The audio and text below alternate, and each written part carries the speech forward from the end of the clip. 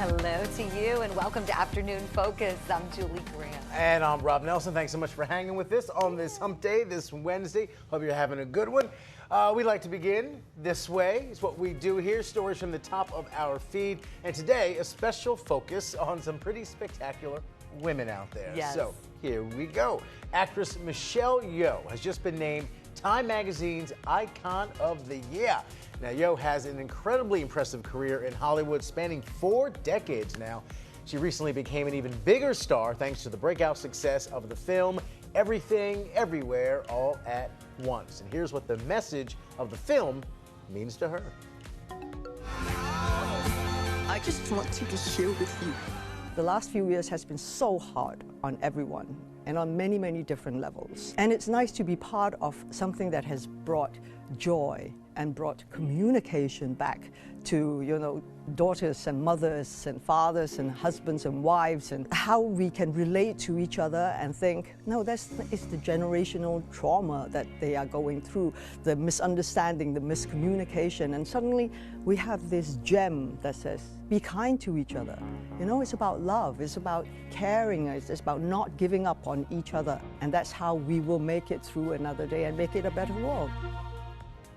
Oh, well said there, Yes. Michelle. You may recognize her. She's been in some huge hits. So let's tick through some of her greatest Big hits. movies. Crouching Tiger, Hidden Dragon, big hit. Memoirs of a Geisha, may have seen her in that, and also Crazy Rich Asians, which was a really funny comedy. I remember I was on a plane, I don't know where I was going, somewhere, and I watched it on the little TV screen on the plane, and it was really, really funny. Right. So, been She around played the forever. mom in that one, yes. Yes. She said that one kind of got a lot of young people recognizing her, even though believe she's it. been in the industry for 40 years, an incredibly accomplished actress. She said she loved it. I saw an interview that she did where she was talking about how she loves when young people recognize her from that movie and stop her and want a picture with her, a selfie or what have See? you. Spanning Beautiful, generations. talented lady, and great to see her getting that kind of recognition. Absolutely. Now even a little bit of Oscar buzz, too. Oh, yeah. For next year, which would make her the first Asian woman to ever win Best Actress, which would be an extraordinary moment for a lot of reasons, including a nice exclamation point on an incredible career. So there we go. We wish you Keep well, rocking. Michelle Yeoh.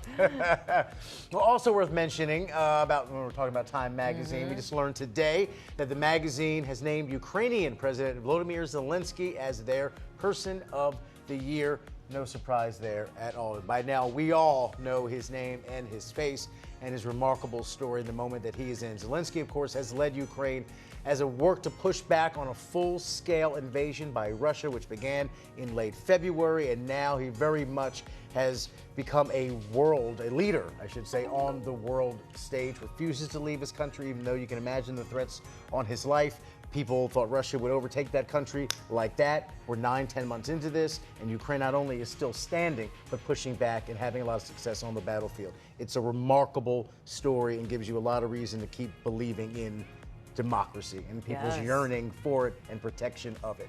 Yes. Yeah. I've read that some social media polls, and Zelensky's active on social media, Yeah. some social media polls of the Ukrainian people say that he is considered their greatest president of all time. Especially because of his leadership at this time in America when the country's been in such a crisis. And he has persevered and just really been the face of strength, I think, leadership, unity for the country. Bravo. And he's a really cool guy. I read that he's also a comedian. That's how his career started. Oh, yeah. Like, he was a stand-up comedian, Yes. and now he's a wartime president and Times Person of the Year. Right. Let that evolution sink in. Oh, yeah. And has a degree in law, apparently, too. I was like, whoa. He does it all. President Zelensky, yes. Yeah, Oh, exactly. He's an icon. That guy's a living legend. He's Yes. going to go down in the history books. And he's embodying his war-torn country right now. He means a lot to those people, and we root them on and support Yes. them. Wow. Oh, we sure do. Well, this next woman you're about to meet is merging science and art to make space fashion for female astronauts. Sabrina Thompson is an aerospace engineer at NASA. And during her decade with the organization, she wanted to create something for women like herself. So she took her sketchbook to redesign the traditional spacesuit with now women's bodies in mind. So here's how she put the plans for the suits into action with this campaign. Our suit will be worn by women astronauts en route to space. and underneath an EVA suit, and astronauts who simulate space-based activities right here on Earth. We'll be working with a team of women experts in fashion, product development, and space travel to make this suit happen.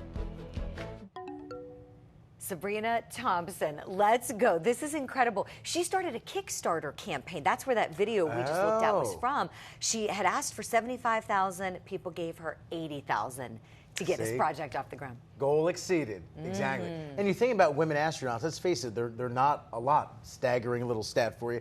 11% of astronauts are women, according to the UN. Wow. 11%. So she's in an extraordinarily elite club. You're right. Wow. Wow, only 11%. Wow. Bravo to her. Okay, folks, time to get your popcorn ready. We're now going to be sharing a few quick stories that will help you with maybe your bar trivia with your friends, something to take to the water cooler today at work. These are things that are just fun to know. We love it here. Fun to know. And we start in outer space, keeping with a little bit of a space theme there, with this photo that helped literally change the way Americans feel about the environment. You're going to know it. We all know it. Yep, there it is. It's known as the Blue Marble. That's the name of the photo. And it was taken, believe it or not, 50 years ago today, thanks to the astronauts aboard Apollo 17. Now, the impact of the picture was magnified big time thanks to a movement that had started a few years earlier, led by a man named Stuart Brand, who, after taking a hit of LSD, was convinced at that moment that a picture of the entire planet would change the way humans would relate to it, the way that we would treat the Earth. NASA archivists speculate that the marble is indeed one of the most widely distributed pictures in all of history. We all know that shot. Oh, yeah. That's incredible. I did not know about the hit of LSD. You know what? Not that we condone the use of drugs. We certainly don't condone that at all, but that kind of made me laugh because I guess he kind of freed his mind a little bit. Free your mind. You know, had this great thought, and here we got something great from that idea, no matter where it came from. Look, he was inspired. We'll say that. He was inspired, and then as a result of that, the most iconic picture of the planet ever taken. So, hey. Who knew? Hey. We all find inspiration differently, but I never knew that backstory. That's fascinating. No, it's super cool. All right, so from the dark reaches of space to the bright lights of Broadway, today we're celebrating the birthday of a rising star. I don't know how to take this. I don't see why it moves me. That is, of course, Sarah Bareilles. She is celebrating her 43rd birthday today. Happy birthday to Sarah. She has gained praise in the theater community, of course, for her work in Waitress, and burst onto the mainstream scene in her role as Mary Magdalene in NBC's production of Jesus Christ Superstar. The singer, songwriter, and composer is up for a Grammy for Best Musical Theater Album for Into the Woods. Sarah Bareilles, big star. She had a huge hit, though, and I'm blanking on it now. Is that the one I know. Oh, that's on the tip of my tongue. Control Room? It was a love song. Love song? Not gonna write you a love song. Oh, that's it. Thank you. Thank you, Evan. Control Room. I know. Because I was just like you. I was trying to get the music to come into my head. Yeah, I'm like, that was it. I know there was one song that, I mean, when it was, talk about something being played over, and played over. and played, and everywhere you went, whether you're in the CVS store or, you know, in the car, listen to the radio, you would hear her song. Yeah. I knew that. Thank you. Evan, saving the show. Our producer, Evan, thank God for these earpieces. Happy birthday, Sarah. Finally, on this date back in 2001, one of the great bromance movie franchises was launched. Play long enough, you never change the stakes, the house takes you. Unless, when that perfect hand comes along, you bet big, and then you take the house. Been practicing this speech, haven't you? A little bit. Did I rush it? Felt like I rushed No, it's good. I liked it. I love me some Ocean's 11, one of my favorite movies because it's just so cool, the whole movie, the whole thing. Of course, that is George Clooney and Brad Pitt. You may have heard of them. In Ocean's 11, the first of 3 movies that spun off the original Rat Pack era film, which of course starred other legends, Frank Sinatra, Dean Martin, Sammy Davis Jr., Angie Dickinson.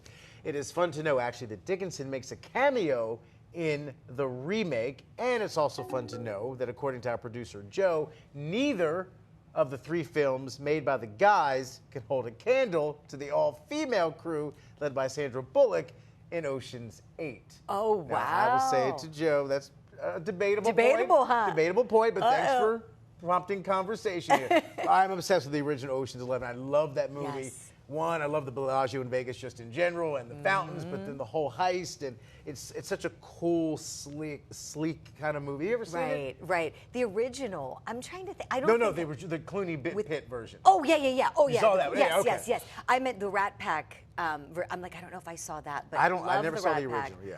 Love Dean Martin. He's from Steubenville. As am I.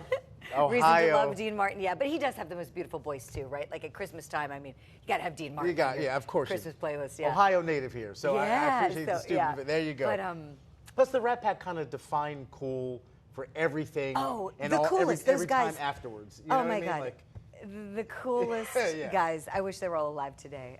We could keep talking about this, but producer Evan's telling us we got to move it along. Wrap it up. I already helped you with the song. Just shut up. All right, I get you, Evan. We're moving on. Time for a quick break. We're coming up on Afternoon Focus. A dad marrying his favorite bands with kid jams. You don't want to miss that. Stay with us. A, B, C, D, E, F, G, H, I, J, K, L, M, N, O, P.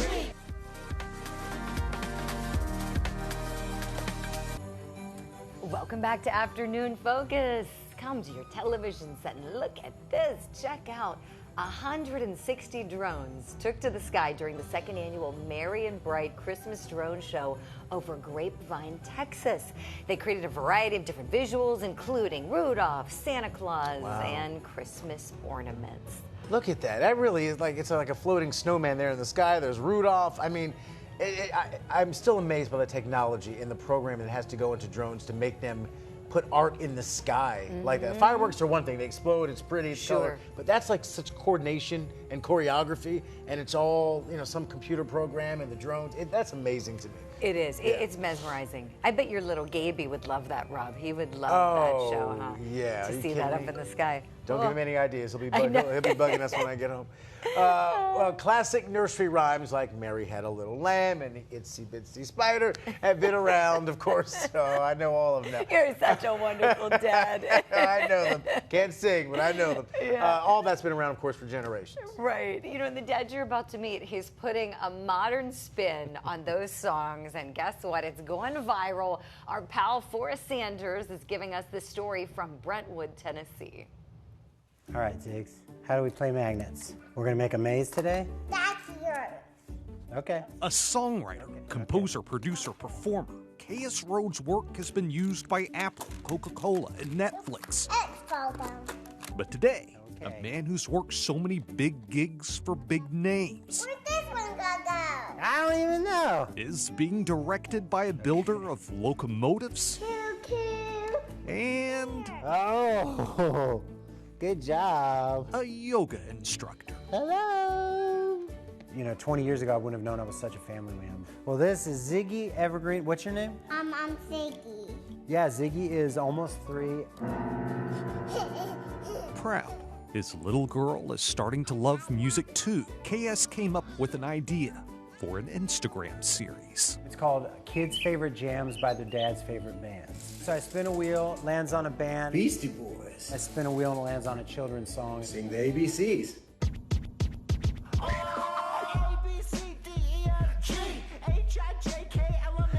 I didn't think it would catch on at all. I just thought some of my friends would laugh. Instead, millions are watching. Counting Crows. Mary had a little lamb, little lamb, little lamb. Mary had a little lamb. Now, a new challenge. The wheels landed on the be-all, end-all of nursery rhymes. Itsy Bitsy Spider.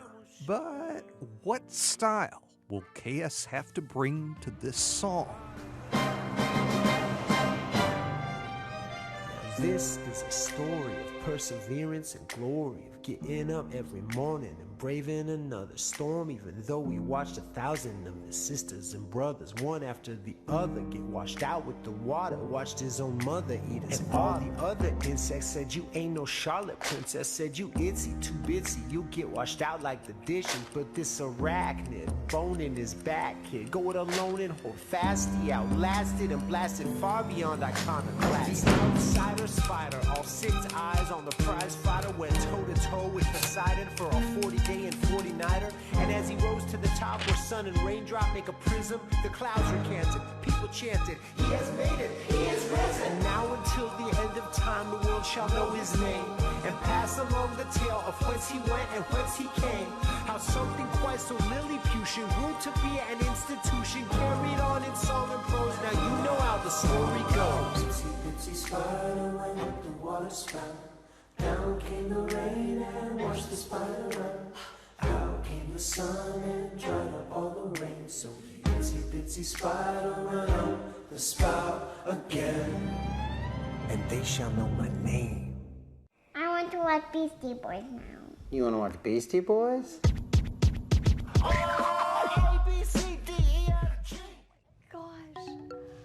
Oh my God. Dad of the year. Right? Yeah. Dad of the year. Hands down. Are you kidding me? The creativity there with that guy is off the charts. And the talent, I should say. Like to be able to mimic those musicians and artists.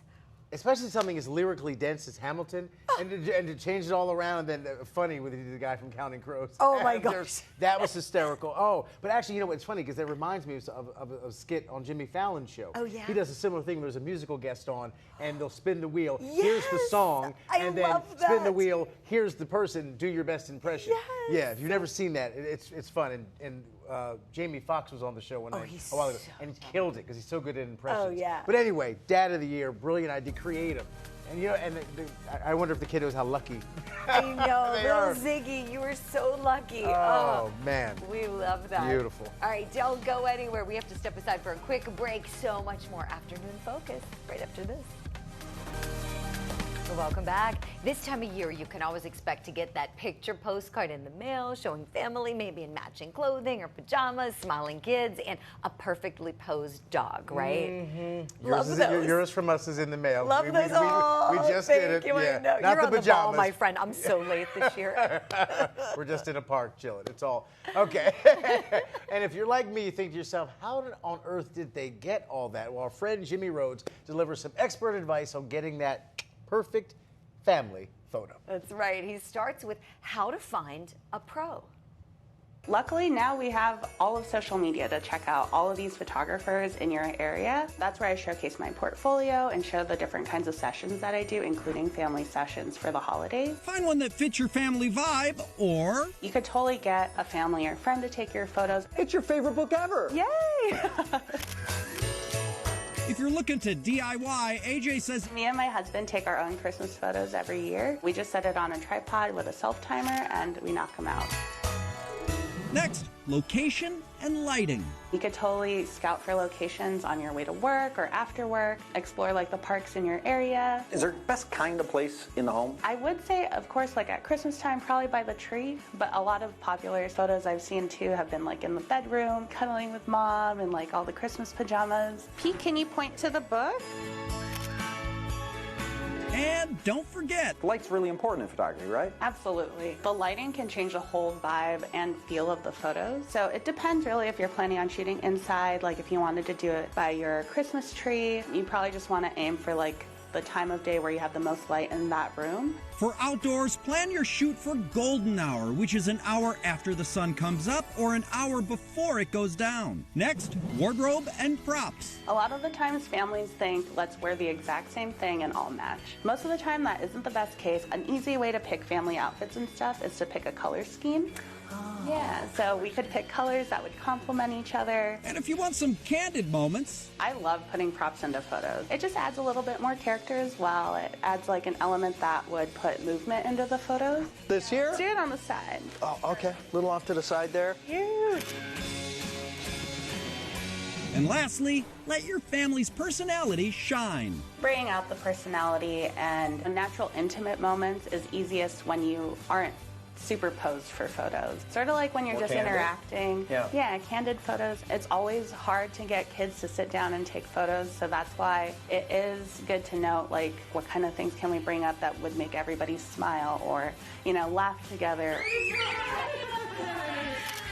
Because it's all about having fun with family, making memories. Well, that is our show for today. But before we leave you, a little tease for tomorrow. Of course, 'tis the season. We're going to bring you a woman who is healing and helping with toys. Overwhelmingly felt loved and that my son's memory was going on. It's been a wonderful, wonderful event. Oh, can't wait to see that and you back here tomorrow afternoon. You know what Rob and I say, same time, same couch.